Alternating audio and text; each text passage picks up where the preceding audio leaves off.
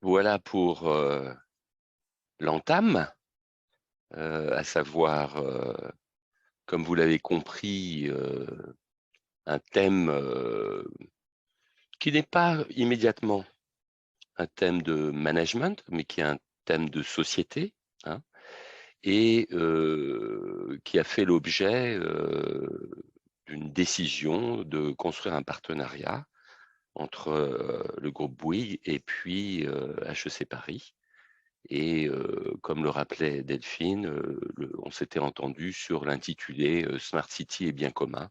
Et on va voir d'ailleurs ce que ça veut dire de ce point de vue-là. Alors, commençons par une accroche. Pourquoi les villes deviendraient-elles un sujet de préoccupation dans une école de management, hein?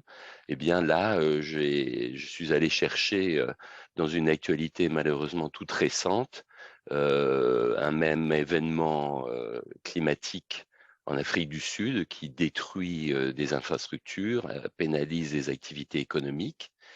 Et puis, un travail un tout petit peu plus historique m'avait fait me remémorer que vagues de chaleur, été caniculaire avaient déjà été des événements qui avaient touché soit des pays, soit des villes. Euh, je parle de la vague de chaleur de 1995 à Chicago parce que c'est l'objet de la thèse en sociologie d'un de mes collègues à Chicago. Et puis plus récemment et plus proche de nous, un énorme événement climatique qui avait touché la ville de Copenhague. Et les Danois qualifient cet événement comme un événement à l'échelle à l'échelle millénaire, pas du siècle, millénaire. Aucune connaissance livresque n'avait relaté un tel événement. Alors, à quoi fait-on face? Bon, des chaleurs extrêmes, des températures élevées s'accompagnant de phénomènes climatiques, et puis deux autres aspects assez importants, à savoir l'accès à des ressources, et notamment l'eau, et puis un quatrième point qui n'est pas encore si majeur, mais qui pourrait nous questionner, à savoir faire face à des migrations humaines importantes qui fuiraient des événements climatiques considérables. Alors pourquoi? Ça s'inscrit dans quel contexte? Eh bien, premier élément, que ce soit l'ONU, la Banque mondiale ou d'autres organismes internationaux, ils constatent un essor mondial du nombre d'habitants par ville, hein. On a des prévisions qui donnent l'Asie et l'Afrique comme étant des continents qui vont connaître une forte croissance de l'habitat urbain et des prévisions à 2050 autour de 70% des habitants sur la Terre pourraient vivre dans des villes. Donc ça, c'est quelque chose de majeur. Et il nous faudra revisiter ces chiffres dans la discussion, si vous voulez bien, parce que il y a de nouvelles études de démographes qui disent ah, peut-être que nos hypothèses de croissance de la population sur Terre sont assez positives, voire trop optimistes, et qu'on pourrait connaître un tassement. Donc, c'est à regarder de près. Deuxième aspect, pourquoi les villes, hein? Eh bien, parce qu'elles agrègent des activités économiques.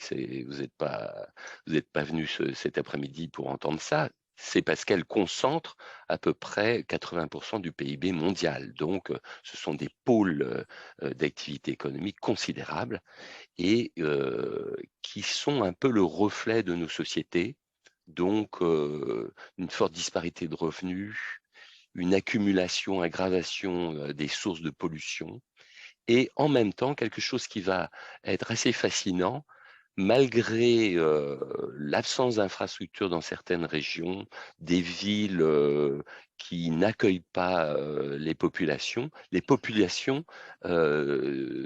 s'ancrent s'installent autour des villes.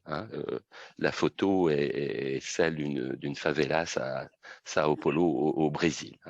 Donc, des grandes organisations comme la Banque mondiale ont essayé de dessiner un plan pour mobiliser les acteurs, et en particulier à travers ces instruments de financement des investissements, nommer ce grand plan Nouvel Agenda Urbain. Donc, on va avoir comme question le développement territorial et la toile de fond, c'est la résilience des villes, c'est-à-dire que certaines villes situées sur les côtes ont une mise en danger vitale. Elles pourraient disparaître. Alors, ça nous a conduit, mon co-auteur Isaac Smadja et moi-même, à développer un ouvrage que vous trouverez sur l'un des sites que j'indique ici, où on a tenté, dans un contexte extrêmement particulier qui était la Covid-19, où seule la technologie digitale nous permettait de travailler, d'élaborer un ouvrage accessible en format digital qui va traiter de 6 grandes villes et de leur politique de réponse à ces enjeux climatiques, de pollution, etc. Et voilà pourquoi on a intitulé l'ouvrage les programmes de développement durable de 6 villes leaders. Alors, quelles sont ces 6 villes? Amsterdam, Barcelone, Copenhague, Singapour, Toronto, Vienne. Bon, premier point, soyons très honnêtes, on pourrait discuter la sélection. Il y a un tropisme européen, c'est très clair. Et nous faisons un monde honorable. Ça n'a pas empêché de travailler sur Medellín, Casablanca et d'autres villes en Asie du Sud-Est, mais il nous fallait sélectionner pour que la taille demeure raisonnable. Ensuite, on s'était donné 7 critères que vous voyez ici, et pour lesquels j'ai trouvé une source d'inspiration extraordinaire, c'est-à-dire des questions de santé en plein épisode Covid, c'était d'une actualité forte. Évidemment, les questions de mobilité, les questions autour des activités de plein air et l'accès euh, à des espaces verts réputés être source d'un air de qualité supérieure, les questions immobilières, de logement, mais que l'on a agrégées aux défis de sources et de transition énergétique, les opportunités d'activité, ce sont des villes qui attirent les investisseurs, qui attirent les sièges sociaux, qui créent des emplois, mais également se mobilisent pour organiser le développement d'innovation, les startups, les plateformes style Station F, etc. Moi, mon point de départ était cette 6e dimension, la gouvernance, qui était et qui reste quelque chose d'important, à savoir on a de nouvelles formes de gouvernance qui agrègent plusieurs types de partenaires. Les publics, les secteurs privés, mais aussi les citoyens, les activistes, les associations. Dernière des 7 dimensions, le management des données. Et on verra tout à l'heure que je suis assez distant sur le tout technologique et le tout donné. Ce n'est pas mon approche. Alors, définissons l'objet. Personnellement, je trouve que la question de l'occupation urbaine requiert une vision, et souvent une vision politique, qui est extrêmement compliquée, parce qu'elle agrège les questions économiques, les questions de démographie, les questions de gouvernance, pour offrir un cadre de vie approprié, Donc, qui finance, qui apporte des activités, et quels sont les acteurs qui sont là, avec une attention au rôle de la technologie et de l'innovation, mais tout n'est pas lié à la technologie. Ce n'est pas une fin en soi. Je pense qu'on a une première génération de travaux sur les smart cities et la deuxième, c'est beaucoup plus parler de villes durables, villes soutenables, villes résilientes.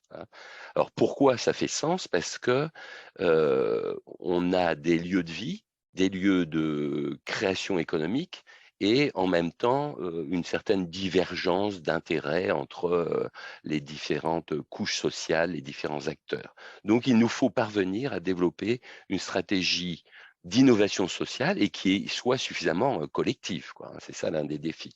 Donc pour moi, je suis économiste de formation, nul n'est parfait, on a un dilemme social qui est, si chacun des acteurs entend répondre tout seul ou toute seule, il n'y aura pas de solution.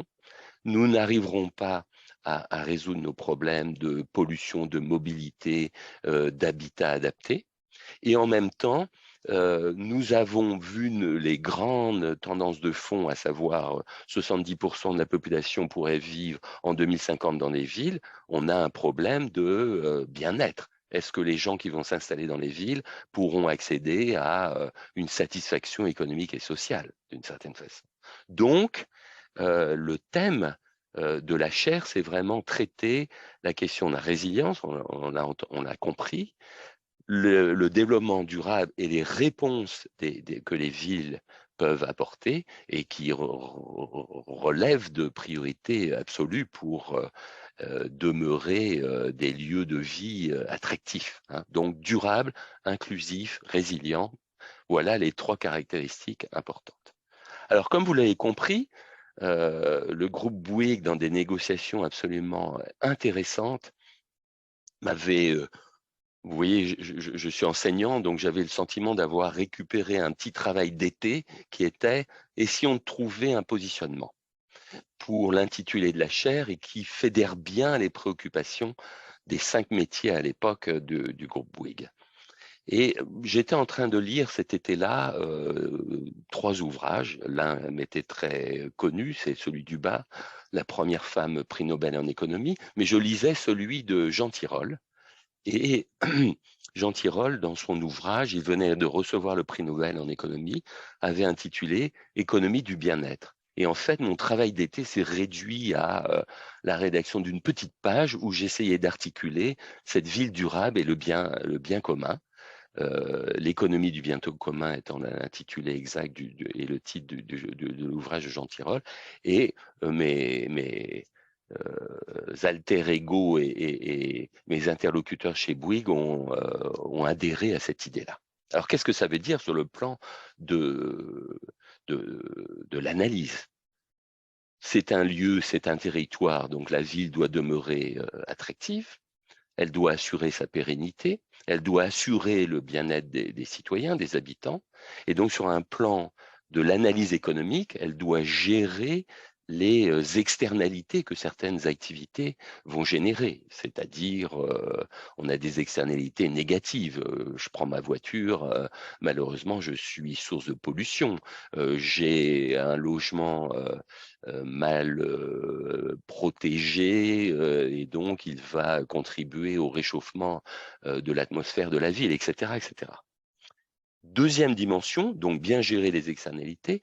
La deuxième dimension, c'est gérer les interdépendances. Et ça me semble être source d'innovation, à savoir quel comportement pourra-t-on avoir mariant une mobilité douce, une réduction de ma consommation énergétique avec une nouvelle localisation de mon lieu de travail. Donc ce type d'interdépendance relève de solutions accessibles, hein. Donc il s'agit pour nous de réfléchir à comment résoudre ces dilemmes sociaux et ces problèmes plus sociétaux.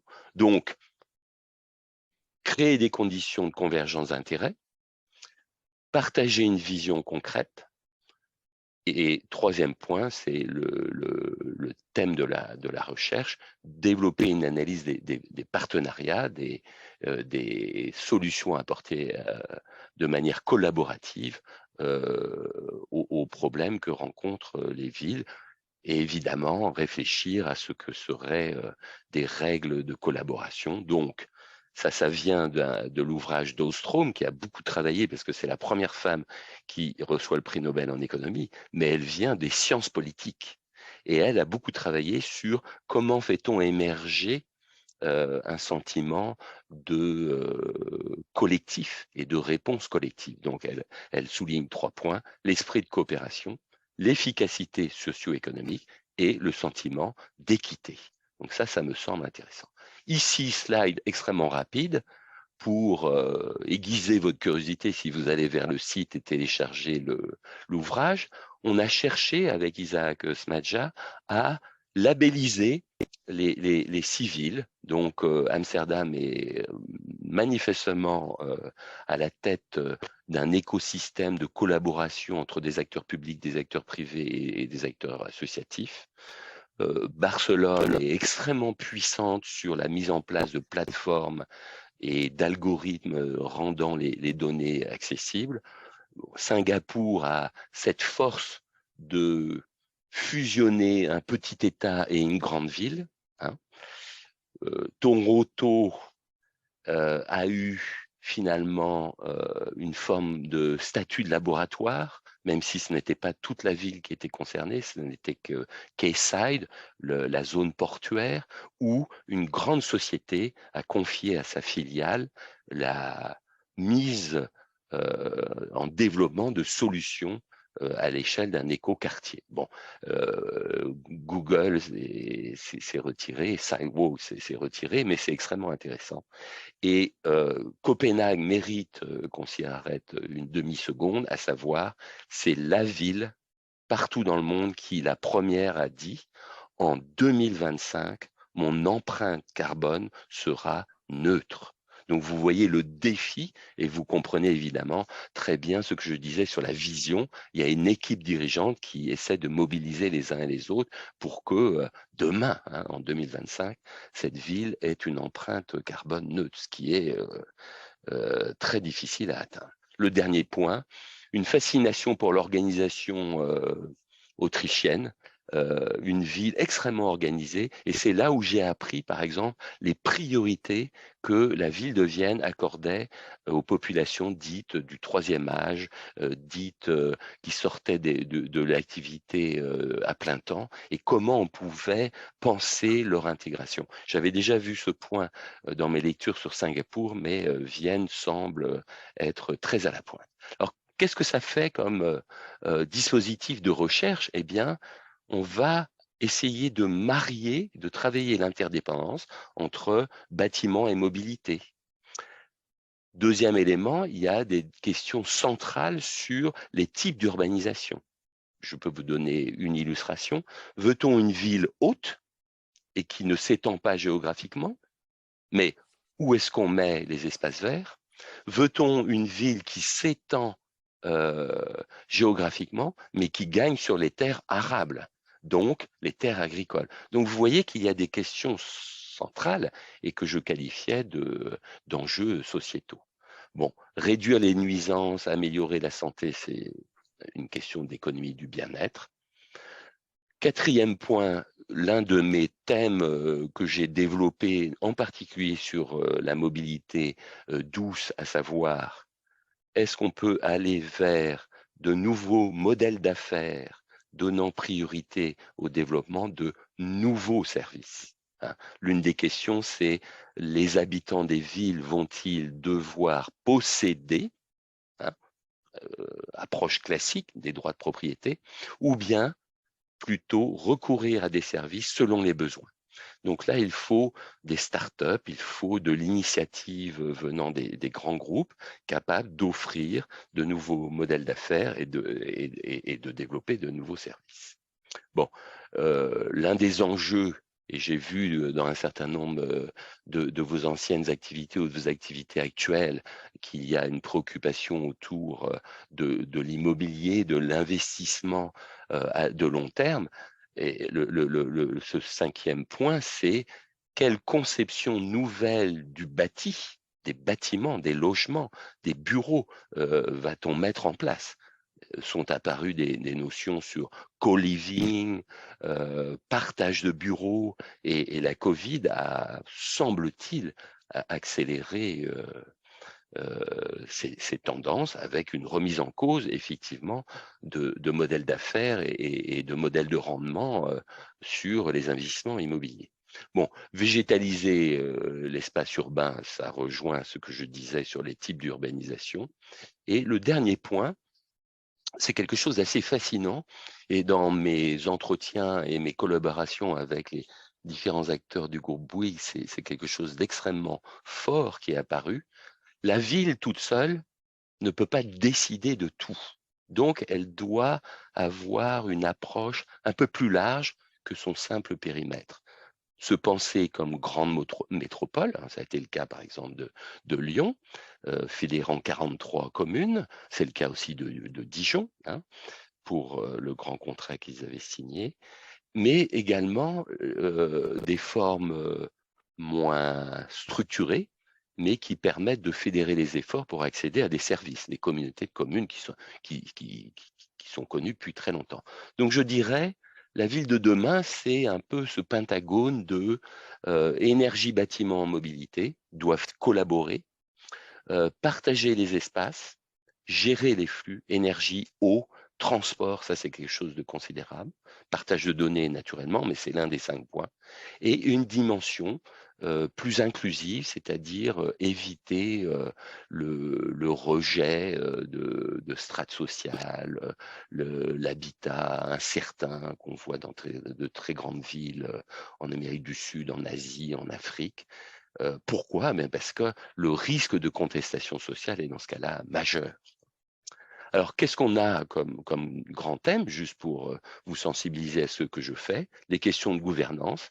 Et l'un des accents, c'est comment la collaboration publique-privée peut se mettre en place, parce que de plus en plus de solutions privées se substituent aux instruments de service public, pour des raisons évidentes de financement.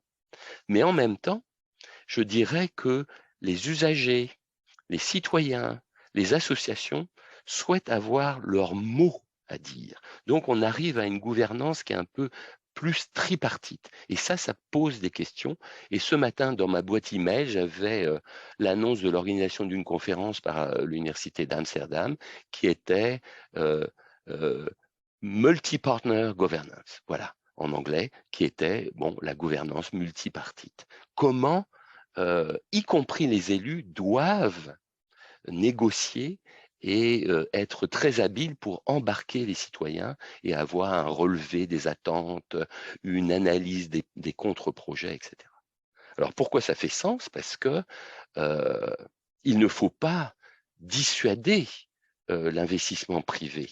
Il ne faut pas dissuader les startups parce qu'elles seront source d'innovation. Donc il faut trouver un équilibre où la collaboration va être un, un carburant, c'est un terme assez malheureux, le vecteur d'une collaboration à succès et de l'apparition d'innovation.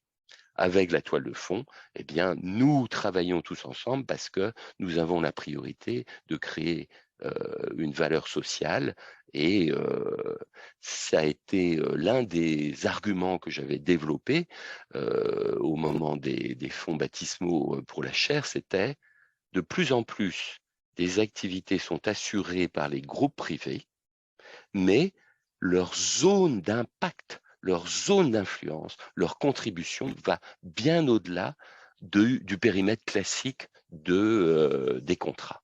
Donc voilà les nouveaux défis, quoi, au fond, hein. Les nouveaux défis, on les retrouve.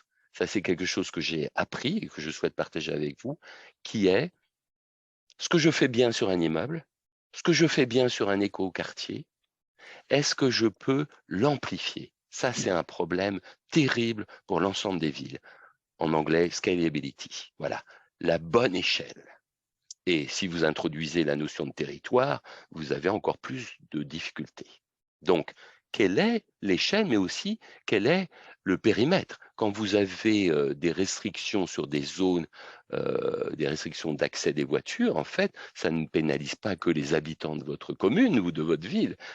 Quantité de gens dans le périurbain veulent y accéder.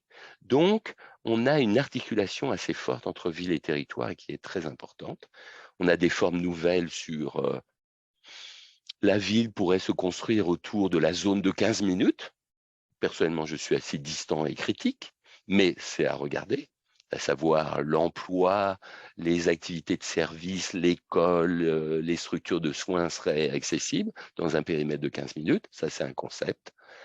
Troisième élément, on voit de plus en plus de villes penser à la régulation et à la forte réglementation de l'accès d'un certain nombre de leurs cœurs urbains avec des zones à émissions légères, voire à émissions zéro. Donc demain, vous et moi avons été éduqués sur le Moyen Âge, l'accès des villes, on devait payer son tribut, verser un péage. On pourrait très bien voir des formes modernes, au fond, de ces péages urbains. Alors pourquoi? Ben parce que c'est la question des flux. Il faut en réduire le volume, mais aussi en changer la nature. Hein. Aller vers de la mobilité douce. Et plusieurs des travaux avec des élèves que j'ai pu réaliser portent sur la mobilité, non pas à travers la détention d'un bien mobile, une voiture ou autre, mais à travers l'offre de services. Hein. Deuxième dimension sur les flux, l'économie circulaire, ça va toucher l'eau, hein, des bâtiments neutres, des bâtiments capables de récupérer les eaux usées et d'en avoir un deuxième usage, et évidemment une réserve extraordinaire assez mal encore exploité, mais on a pourtant de grands groupes industriels en France très présents dans le monde sur l'économie circulaire et des déchets, à savoir le retraitement, récupération, retraitement, valorisation des déchets. C'est une dimension de l'économie circulaire qui va s'amplifier, me semble-t-il. Dernier point, avant-dernier point sur les questions des réseaux.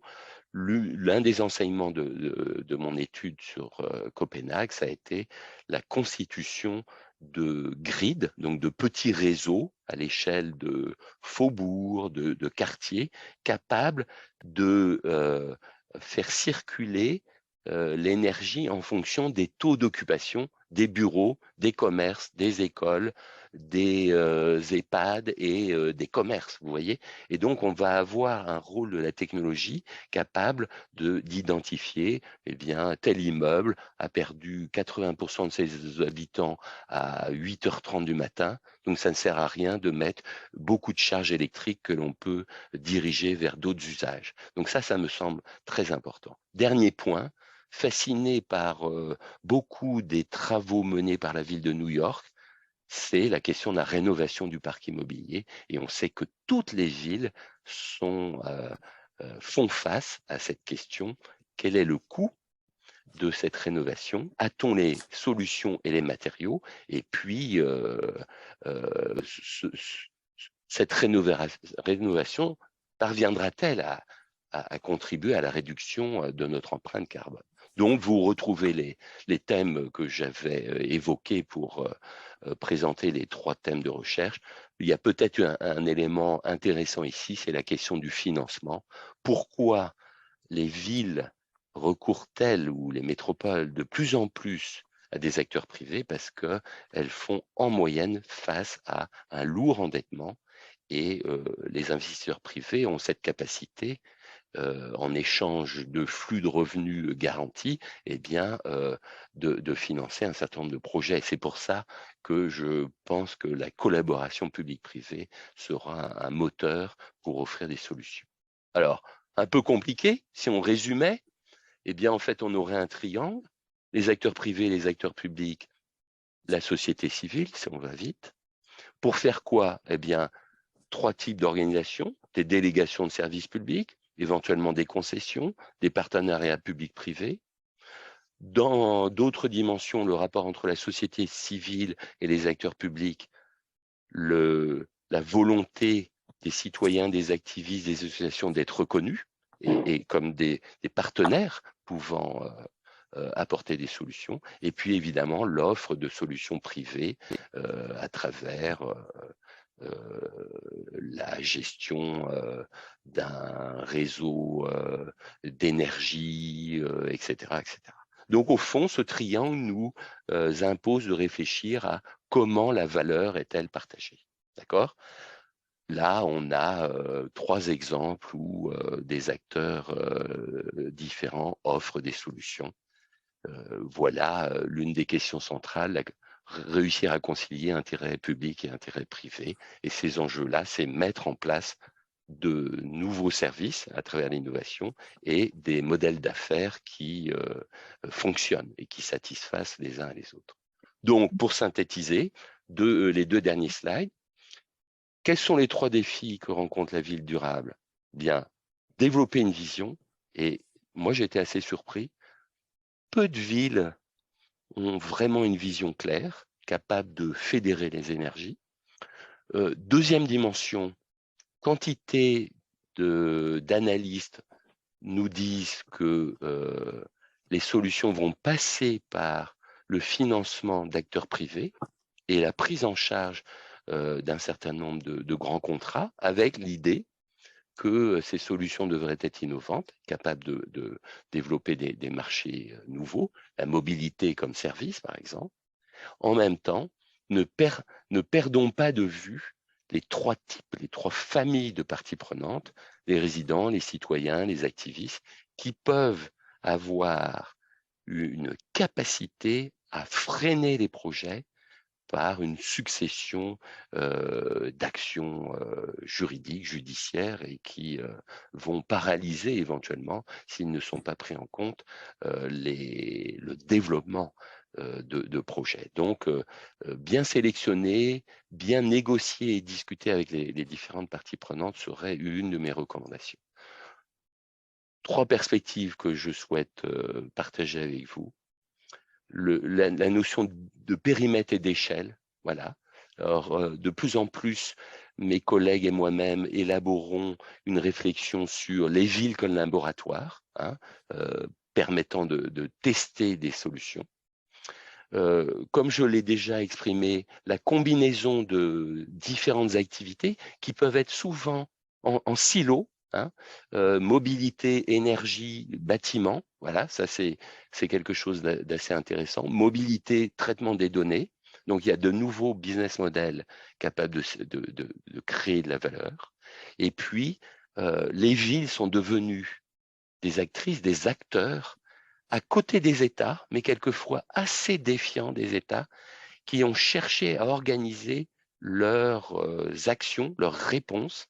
On voit beaucoup d'associations qui fédèrent les réalisations, mettent en valeur les expérimentations, mais il y a aussi, par exemple, l'OCDE qui a développé un programme consacré aux villes durables. Et quand vous regardez la nature de l'OCDE, théoriquement, elle négocie avec les gouvernements et elle donne des conseils, elle fait des audits des politiques publiques. Et là, tout récemment, je crois il y a 3 ans, ils ont développé une grande collaboration autour de la ville, ce qui montre que les acteurs en charge des villes sont devenus des interlocuteurs de premier ordre, très importants, parce qu'elles vont compter du point de vue démographique, et elles comptent déjà en termes de volume des émissions et de leur réponse aux enjeux climatiques. Voilà, je vous remercie pour votre écoute. Maintenant, passons à quelque chose de tout à fait différent, à savoir la discussion. Merci Bertrand, merci beaucoup.